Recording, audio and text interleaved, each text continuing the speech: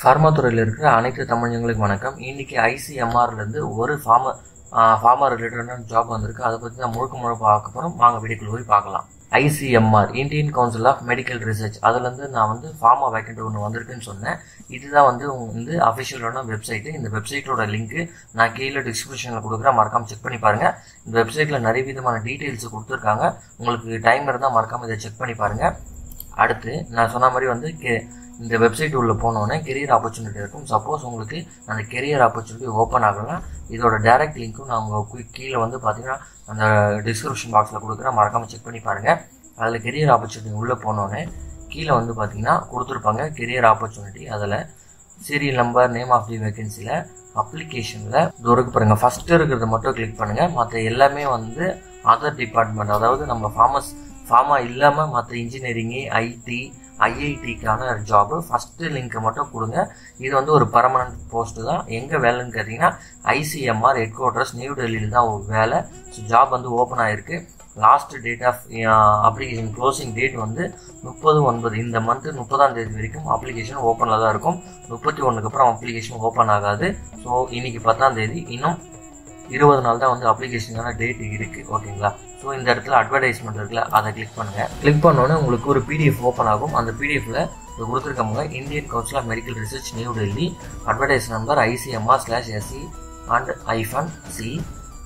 Code IPR/3/2024, requirement of the scientific position, அதாவது scientific பொசிஷனுக்கு அவங்க வேலைக்கு ஆள் எடுக்கிறாங்க. இது ஒரு வேகன்சி வேகன்சி சயின்டிஸ்ட் சியில் நான் மெடிக்கல் கேட்டகரியில் அவங்க கொடுக்குறாங்க. லெவல் பே 11. ஓகேங்களா? டோட்டலாக சேலரி எவ்வளோன்னு கேட்டிங்கன்னா 67,000லேருந்து 2,08,070 ரூபா. வேக்கண்ட் 11th, அதாவது லெவல் 11 கொடுக்குறாங்க. ஒரு பெரிய விதமான ஒரு வேக்கண்ட்டு. அண்டு சயின்டிஸ்ட் டி, அதுக்கும் லெவல் 12 கொடுக்குறாங்க. 78,000 ரூபாயிலிருந்து 2,09,200 வரைக்கும் சேலரி உங்களுக்கான பேசிக்லேருந்து நீங்கள் எக்ஸ்பீரியன்ஸ் ஆனது வரைக்கும் உங்களுக்கு இன்க்ரீஸ் பண்ணுவாங்க. ஸோ சயின்டிஸ்ட் சியை முதல்ல பார்த்துருவோம். Scientist C 1 vacant, only one vacant தான். என்ன வேக்கண்ட்டு, என்ன குவாலிஃபிகேஷன் கேட்குறாங்கன்னா, masters from recognised university in biochemistry or pharmacy, நம்மளோட பி ஃபார்மசி. ஓகேங்களா? ஆர் ஃபார்மா காலேஜ் முடிச்சிருந்தாலும் எலிஜிபிள், இம்யூனாலஜி முடிச்சிருந்தாலும் eligible, microbiology or biotechnology or medical genetics. இதில் எந்த கேட்டகரியில் நீங்கள் வந்தாலும் அப்ளை. பட் நம்ம ஃபார்மா ரிலேட்டடுக்கு ஃபார்மசி அண்டு ஃபார்மா காலேஜ், இது கண்டிப்பாக எல்லோரும் எம்ஃபார்மில் முடிச்சிருப்பீங்க, மாஸ்டர்ஸில் முடிச்சிருப்பீங்க. அதனால் ஈஸியாக நீங்கள் அப்ளை பண்ணலாம். உங்களுக்கு 4 வருஷம் எக்ஸ்பீரியன்ஸ் இருக்கணும். 4 வருஷம் நீங்கள் எக்ஸ்பீரியன்ஸ் இருந்தீங்கன்னா இதுக்கு எலிஜிபிள். பட் அதில் மாஸ்டர்ஸ் முடிச்சுட்டு நீங்கள் எதில் எலிஜிபிள்னு கேட்டிங்கன்னா இன்டலெக்சுவல் ப்ராப்பர்ட்டி ரைட்ஸ், ஐபிஆர் அப்படின்னு சொல்லிட்டு ஒரு மேனேஜ்மெண்ட் ப்ரோக்ராம் இருக்குது. அதில் நீங்கள் ஹெல்த் கேர் டிபார்ட்மெண்ட்டில் ஐபிஆரில் நீங்கள் எக்ஸ்பீரியன்ஸ் ஆனீங்கன்னா நீங்கள் இதுக்கு எலிஜிபிள். அதுவும் கவர்மெண்ட்டோ இல்லை ப்ரைவேட்டில் ரெண்டுத்துலேயும் நீங்கள் இந்த ஐபிஆரில் எங்கே ஒர்க் பண்ணியிருந்தாலும் நீங்கள் எலிஜிபிள். அண்ட் அடிஷ்னலாக, ஓகேங்களா, அடிஷ்னலாக PhD from the recognised university R biochemistry, pharmacy, pharmacology, immunology, அதாவது 4 வருஷம் எக்ஸ்பீரியன்ஸில் இந்த மாஸ்டர் டிகிரி நீங்கள் முடிச்சிருக்கலாம். அப்படி இல்லைன்னா பிஹெச்டியில் இந்த கேட்டகரியில் என்னென்ன வருதோ அதை முடிச்சிருந்தீங்கன்னா நீங்கள் எக்ஸ்பீரியன்ஸே இல்லாமல் நீங்கள் அப்ளை பண்ணிக்கலாம். இதுதான் அவங்க சொல்ல வராங்க. இது வரைக்கும் பாருங்கள், இந்த PhD consider 4 years experience irrespective of the duration taken from the degree. நல்லா நோட் பண்ணிங்க. PhD அவங்க 4 வருஷம் எக்ஸ்பீரியன்ஸாக கணக்கு எடுத்துக்கிறாங்க. அது நீங்கள் ரெகுலராக பண்ணியிருந்தால் மட்டும்தான் கணக்கு. எம்டெக்கு, எம்இ இதுக்கு எக்ஸ்பீரியன்ஸ் கன்சிடர் பண்ண மாட்டாங்க.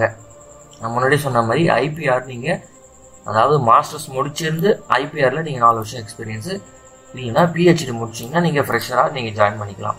சேலரி நான் சொன்ன மாதிரி 68,000 ஸ்டார்ட் ஆகுது. சயின்டிஸ்ட்டு சிக்கு அப்பர் ஏஜ், உங்களோட ஏஜ் லிமிட் 40 வருஷம், 40 இயர்ஸுக்குள்ளே இருந்தீங்கன்னா நீங்கள் இந்த போஸ்ட்டுக்கு எலிஜிபிள். இதோட ஜாப் ரெக்குயர்மெண்ட் இருக்குது.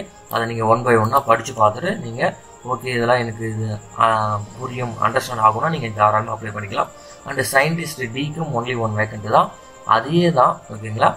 முன்னாடி சொன்ன குவாலிஃபிகேஷன் அப்படியே இருக்கும், பொருந்தும். பட் நீங்கள் மாஸ்டர் டிகிரி முடிச்சிருந்தீங்கன்னா 8 வருஷம் நீங்கள் ஐபிஆரில் நீங்கள் எக்ஸ்பீரியன்ஸ் ஆகிருக்கணும். அப்படி இல்லைன்னா பிஹெச்டி முடிச்சிருந்தீங்கன்னா டைரெக்டாக நீங்கள் இதுக்கு அப்ளை பண்ணலாம்.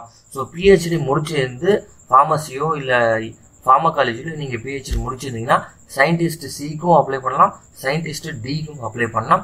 சயின்டிஸ்ட் டிக்கு உங்களுக்கு 78,000 ரூபாயிலேருந்து இங்கே வருமானம் வந்து ஸ்டார்ட் ஆகுது. இதுக்கான ஏஜ் லிமிட்டு 45 வயசு இருக்கணும். 45க்குள்ளே இருந்தீங்கன்னா நீங்கள் இதுக்கு அப்ளை பண்ணிக்கலாம். அப்ளிகேஷன் வந்து உங்களுக்கு ஆன்லைனில் தான் அப்ளை பண்ண முடியும். நீங்கள் வேறு எங்கேயும் வந்து நீங்கள் அப்ளை பண்ணவே முடியாது. ஸோ செலெக்ஷன் ப்ரொசீஜர் 3வது கொடுத்துருப்பாங்க. நீங்கள் ஒன்ஸ் அப்ளிகேஷன் போட்டதுக்கப்புறம் அப்ளிகேஷன் டேட் க்ளோஸ் 30ஆம் தேதி க்ளோஸ் ஆகிடும், செப்டம்பர் 30. அதுலேருந்து உங்களுக்கு கொஞ்ச நாளில் வந்து வெப்சைட்லேயே அப்ளை பண்ணுவாங்க. உங்களுக்கு சிபிடி அதாவது கம்ப்யூட்டர் பேஸ்டு டெஸ்ட்டு வைப்பாங்க. ஓகேங்களா, கம்ப்யூட்டர் பேஸ்டு டெஸ்ட்டு இல்லைனா டேரெக்டாக டெஸ்ட்டு வைப்பாங்க ஆன்லைன் மூலிமா. நீங்கள் ரிட்டன் டெஸ்ட் முடிஞ்சதுக்கப்புறம் நீங்கள் ஷார்ட் லிஸ்ட் ஆகினீங்கன்னா மினிமம் ஷார்ட் லிஸ்ட் ஆனதுக்கப்புறம் உங்களுக்கு ஒரு மெயில் பண்ணுவாங்க. அதில் நீங்கள் என்ன பண்ணணும்னு சொல்லிட்டு அப்டேட் ஆகும். மினிமம் பர்சன்டேஜ் வந்து நீங்கள் 75% நீங்கள் எடுத்திருக்கணும். ஓகேங்களா, 78% நீங்கள் எடுத்திருந்தா மட்டும்தான் இதுக்கு நீங்கள் எலிஜிபிள். அண்ட் அடுத்து ஃபீஸ், அப்ளிகேஷன் ஃபீஸ் இருக்கு பாருங்க. அப்ளிகேஷன் ஃபீஸ் வந்து நான் ரீஃபண்டபிள் 1500 1500 ரூபாய் உங்களுக்கு அப்ளிகேஷன் ஃபீஸ். இதுவே நீங்கள் எஸ்சி எஸ்டியா இருந்தீங்கன்னா நீங்கள் அப்ளிகேஷன் ஃபீஸ் வந்து உங்களுக்கு கிடையாது. ஓபிசி அண்ட் பிசிக்கு வந்து அப்ளிகேஷன் ஃபீஸ் கண்டிப்பாக இருக்கு. ஸோ அவங்க கொஞ்சம் பார்த்துங்க. அண்ட் அடுத்து அதர் கண்டிஷனில் எப்படி சப்மிட் பண்ணணும்னு சொல்லிட்டு ஒரு லிங்க் கொடுத்துருக்காங்க பாருங்க. இதுதான் வந்து வெப்சைட் அப்ளிகேஷனோட லிங்க். இது மூலமா நீங்கள் அப்ளை பண்ணிக்கலாம். அண்ட் முக்கியமான விஷயம், நீங்கள் அப்ளை பண்ணுறதுக்கு முன்னாடி நீங்கள் ஒன் டைம் ரெஜிஸ்ட்ரேஷன் பண்ணணும். இந்த வெப்சைட்டில் நீங்கள் ஆல்ரெடி ஐடி வச்சுருந்தீங்கன்னா நீங்கள் வந்து ரெஜிஸ்டர் பண்ண தேவையில்ல. சப்போஸ் நீங்கள் புதுசாக வந்து நீங்கள் ரெஜிஸ்டர் பண்ண போகிறீங்கன்னா உங்களுக்கு ஒன் டைம் ரெஜிஸ்ட்ரேஷன் முடிச்சதுக்கப்புறம் தான் நீங்கள் அப்ளிகேஷனை ஃபில் பண்ண முடியும். அண்ட் பிடிஎஃப்ல நிறைய விதமான டீட்டெயில்ஸ்லாம் கொடுத்துருக்காங்க. நீங்கள் ஒன் பை ஒன்னாக செக் பண்ணிங்க. அண்ட் டாக்குமெண்ட்ஸ் என்னென்ன டாக்குமெண்ட்ஸ்லாம் அப்ளை கொடுக்கணும் நீங்கள் அப்ளிகேஷனில் சப்மிட் பண்ணணும்னு சொல்லிட்டு இந்த டாக்குமெண்ட் டு பி அப்ளைல வந்து கொடுத்துருக்காங்க. அதை படித்து பார்த்துருக்கேன். இந்த பிடிஎஃப்கான லிங்க் நான் டேரெக்டாக கீழே டிஸ்கிரிப்ஷனில் கொடுக்குறேன், மறக்காம செக் பண்ணி பாருங்கள். லாஸ்ட் டேட் வந்து பார்த்தீங்கன்னா நான் சொன்ன மாதிரி 30/9/2024 அப்ளிகேஷன் க்ளோஸ் ஆகிடும். மறக்காமல் வந்து பார்த்தீங்கன்னா இதுக்கு நீங்கள் அப்ளை பண்ணிடுங்க. இதில் வேறு எதுனா டவுட் இருந்தால் மறக்காமல் கமெண்ட் செக்ஷனில் சொல்லுங்கள். அண்ட் இந்த ஜாப் ஓகேங்களா, எம்ஃபார்ம் யாருன்னா உங்கள் ஃப்ரெண்ட்ஸு இல்லை உங்கள் அண்ணன் தம்பிங்க இல்லை உங்கள் ரிலேட்டிவ் யாருன்னா முடிச்சிருந்தாங்கன்னா மறக்காமல் அவங்களுக்கு இந்த வீடியோ வந்து ஷேர் பண்ணுங்கள். அண்ட் உங்கள் ஃப்ரெண்ட்ஸு அதாவது உங்கள் ஃப்ரெண்ட்ஸோ இல்லை உங்களுக்கு தெரிஞ்சவங்களுக்கோ மறக்காமல் இந்த வீடியோ வந்து இன்னொரு வாட்டி அவங்களுக்கு தெரிஞ்சவங்களுக்கு மறக்காமல் ஷேர் பண்ணுன்னு சொல்லுங்கள். அண்ட் இந்த வீடியோக்கு ஒரு லைக் கொடுத்துருங்க. அண்ட் இந்த வீடியோ பிடிச்சிருந்தா மறக்காமல் வந்து பார்த்தீங்கன்னா நம்ம சேனலை சப்ஸ்கிரைப் பண்ணுங்கள். அண்ட் கடைசியாக தேங்க்யூ ஃபார் வாட்சிங் ஃப்ரெண்ட்ஸ்.